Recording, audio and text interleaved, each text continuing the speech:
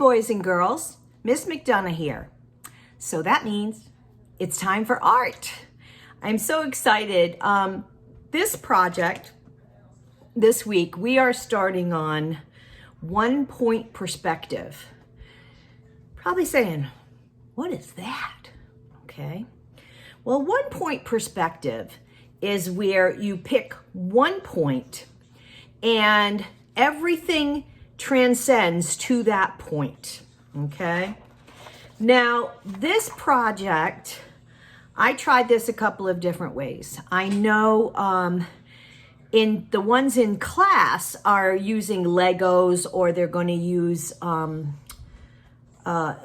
tracers. Okay. Well, you guys are at home, obviously. So there's a couple of ways we can do this. The shape that we are using are squares. Now, this project isn't just 1 point perspective. We also have in there patterns. We are also going to be working on value. Now, I don't know if you remember, but value is when a color goes from dark to light or light to dark. So if you have dark red, and then it gets like a little bit lighter and a lighter and lighter, and then it's like almost pink until it's almost non-existent, okay? So that's what value is. But this week, we are only going to concentrate on our patterns and our 1 point perspective, okay? I don't want you coloring in. So we are not going to color this in this week. Trust me when I tell you this part is enough for this week, okay? So next week we will do our value and I'll show you how to color them in. But you are going to turn in your drawn 1 point perspective. Okay, I do want you to turn that in through Schoology uncolored, no coloring. Okay, I know that's the hardest part. Anyways, the hardest part is to not color. That's right. Anyways, for 1 point perspective, we are using squares. Nothing but squares, or like if it's a little bit of a rectangle, that's fine too. But that's what we are using for this project. Now, at school, or if you have these things, you know what these things are called? Legos, right? I think most of you have seen them before. Probably a lot of you have some. I'm not real sure, but I'm assuming you probably have some. My child had tons of them. So Legos are what shape? They're square. Now these are rectangular. So I had to put them into a square by putting a piece on top of it, right? To make the square bigger. Now this one obviously is already a square. And then I had these things because I like different kind of weird little toys like this. And these are actually magnets and you can build things with them and they stick to each other and everything. But I noticed this had kind of, it's kind of like a rectangle, but it's okay. It's close enough. And then I had this. This is a square too. It's a magnet. And then I'm looking around my kitchen, tons of circles. There are circles everywhere. But for this 1 point perspective, I needed squares. So I found my salt shaker. I have a salt and pepper shaker. And it's kind of a square. It's got rounded edges, but I thought, I could turn that into a square and just put the point on it instead of rounding it, right? So let me just show you what this really should look like. Well, kind of will look like. I don't know how to explain this because I don't have, my finished product is at school. So I only have a picture of it, which you can see in Schoology. I will show you the picture of the finished product. However, I tried doing this freehand because I know a lot of you, and a lot of you are not going to make the effort to get a ruler or to get squares or rectangles to make them really good. So I'm going to show you, I did some freehand, which I'm thinking that's probably what a lot of you are going to do. Now, there are some that are going to do this the right way. But I want to show you, okay, the differences. Now, here is, let's see here, if I can lower this without dropping the phone. Okay, so here is one that I did freehand. Do you see how I got curves here? Because it's hard to do super straight lines without a ruler, right? But this is what you're going to do. On the ends of the squares, that's where your patterns and things are going to go, okay? And that can be outlined with a black marker after you're finished everything else. This is another one that I did freehand, just freehanded it, okay? Didn't use tracers, didn't use a ruler or anything, okay? Now, oops, sorry about that. That was a different one. That's one where I use the ruler and the tracers. Now you see the difference? Now I haven't put the patterns on these yet, but I will, okay? Now I'm gonna show you how to start this out to get this started. I'm just gonna take a clean piece of paper, just like this. The first thing you wanna do is find about the middle of your paper and put a dot. That's your point, okay? For your 1 point perspective. If I had 2 points, it'd be a 2 point perspective, but this is a 1 point perspective. So from there, I'm gonna put different size squares, and I'm gonna tell you, with this project, the more squares you use, the better it looks, really, the better it comes out. So I'm not gonna give you, well, you have to do so many squares or whatever, but it's, and you're just going to put them in random places, okay? And different size squares. You definitely want different sizes, okay? So I could put a little one here. All right. And I could put one of these ones, say over here. Okay. And then maybe I want to put one of these over here. All right. And this over here, maybe. Okay. And I could use a couple more little ones, like over here. Okay. All right. And then got another big one over here. So you can go look around your house and find whatever squares you can find. If you have a thicker paper and you want to cut them out to make tracers, you could always do that. It's entirely up to you. Now, I like to start with the one that's the closest. So you're going to go to the corner. This is why you need squares, because you have to go to the corners, okay? See how I'm using my ruler? I'm going from the corner to the point. Everything goes back to this point. Everything goes back to this point. And that's why it's called 1 point perspective. It's almost as if the way these look to me, they remind me of like buildings. Like if you were standing, or you were in a helicopter, let's say, and you're looking down at buildings, okay?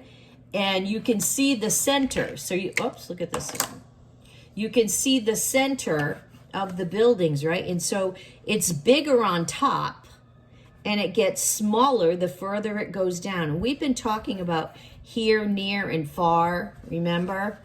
And it's kind of the same concept, right? Because the further away it is, the smaller it's going to be, okay? So you're gonna just join your corners, go to your corners of your squares, and get to that point, that center point, okay? That's what you wanna get to. Now, if there's a building in the way, I say building, you know what I mean, a square in the way, then you only go as far as that building. See, that I couldn't do any more there, right?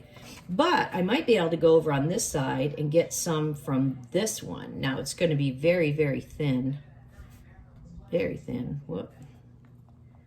But it kind of goes up here, right? So you can still see that a little there. And so it kind of looks like what we call 3D, okay? So that's what you are going to do to make your 1 point perspective. This is just, we're just learning, okay? So don't beat yourself up, but I want you to do your best too, okay? Now we have one close here, so I didn't close corner off very well, did I? All right, and then again, I got to bring this back. Every corner that I'm able to is going to come back to this point. So I got this back corner here, bringing it back to the point, right? Okay, so now I have this rectangle here. I got to get it to the point. Okay. Oops. Stop.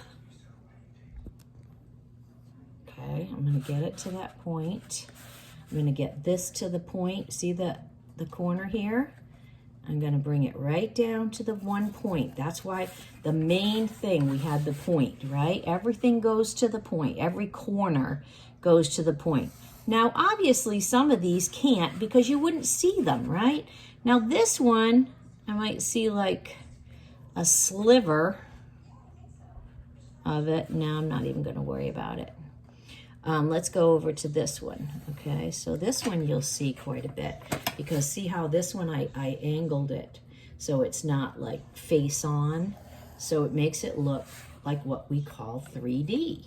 Okay, and I have this big one I put here. And you don't have to go crazy. You don't need like, 50 of them. I mean, but you want different sizes for this to work, for it to look really good. Okay, and I might have put, let's see, get this one here.